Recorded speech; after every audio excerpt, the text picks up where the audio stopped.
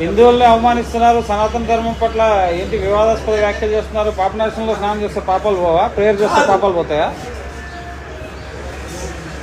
హిందూ శాస్త్రాల ప్రకారం, భగవద్గీత ప్రకారం, వేద ఉపనిషత్తుల ప్రకారం సర్వ పాపో పరిహారో రక్త ప్రోక్షణం అవశ్యం. తద్రక్తం పరమాత్మైన పుణ్యదాన బలియాగం. క్రైస్తవులు వెళ్ళి బాప్తిసం తీసుకున్నందు మాత్రాన్ని, ముస్లింలు మక్కా వెళ్ళినందు మాత్రాన్ని, ఈ దొంగలు గజ దొంగలు విఐపి ఎంట్రన్స్ తో మందిరానికి వెళ్ళినంత మాత్రాన్ని పాపాలు క్షమించబడవు అని హిందూ శాస్త్రాలు చెప్తున్నాయి. పాపాలు క్షమించబడాలంటే సర్వపాప పరిహారో రక్త ప్రోక్షణం అవశ్యం. The blood of the shed is needed. For what? Tad raktam paramatmena punyadana balyagam.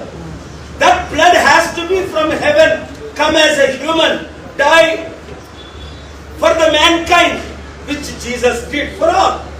Jesus was not a Hindu, Muslim, Christian. So these killers and looters and liars and cheaters are never going to go to heaven, such as Mega Krishna Reddy or Narendra Modi or Chandrababu Naidu, Pawan Kalyan. If the path to heaven can be bought with money, then where about all the poor people will go who have no money? So you can buy justice sometimes temporarily.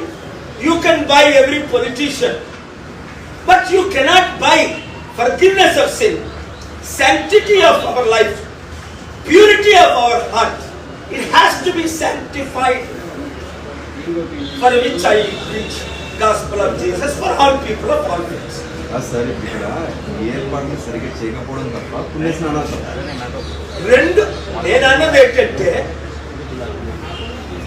ఒకటి పుణ్యక్షేత్రానికి వెళ్ళినందువల్ల, బాప్తిసం తీసుకున్నందువల్ల పాప క్షమాపణ జరగదు. మనసు మారాలి. నువ్వు murder చేసేసి, నువ్వు లూట్ చేసేసి, నువ్వు దొంగతనం చేసేసి, 1,10,000 కోట్లు కాలేసి 48,000 కోట్లు తినేసి, నువ్వు ముఖ్యమంత్రులు డబ్బులు ఇచ్చేసి నేను పరలోకి వెళ్తానంటే అంతకన్నా పెద్ద ఫూల్ ఎవడున్నాడు? దేశాన్నే ద్రోహం చేసేసి 2,000 మందిని గుజరాత్ లో తగలెట్టేసి నేను అమెరికా కాదు కదా వీసా క్యాన్సిల్ అయితే మళ్ళీ వీసా కేఎఫ్ఆర్ ఇప్పించడానికి, నేను స్వర్గానికి ఎవరికి ఎంట్రన్స్ ఇప్పించలేదు. బ్లాక్ లిస్ట్ లో నుంచి మోదీ గారిని తీసా, ఆయన అడిగారు కాబట్టి. కానీ ఆయన స్వర్గానికి రూట్ ఏంటంటే మోదీ గారు పాప క్షమాపణ పొందాలి, మారు మనసు పొందాలి, మంచితనం స్టార్ట్ చేయాలి. ఇలాంటి చేస్తేనే స్వర్గం.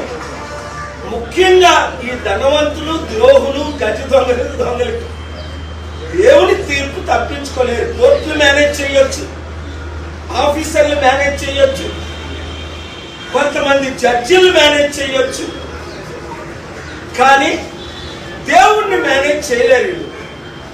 కనుక ఈ కుంభమేళలో చనిపోవడం చాలా విచారం ఏంటంటే, ఎంతో మంది భక్తులు నమ్మకంతో వెళ్తే కనీసం వాళ్ళకి తిరుపతిలో ప్రొటెక్షన్ లేదు. మొన్న 6 మంది చనిపోయారు, ఇక్కడ ఎన్ని 100ల మంది చనిపోయారో తెలియట్లేదు. ఇది ప్రివెంట్ చేయాలి కదా. ఒక మనిషి జీవితం విలువ ఎంత కాపాడాలి. ఎవరిది బాధ్యత? ముఖ్యమంత్రిది, ప్రధానమంత్రిది. మరి వాళ్ళ బాధ్యత చేపట్టినప్పుడు మళ్ళా విఐపి ఎంట్రన్స్ ఇచ్చినప్పుడు ఏమవుతుంది? నేను వచ్చాను అని, నాకంటే ప్రపంచంలో వివిఐపి ఎవరు? నేను ఆర్డినరీగా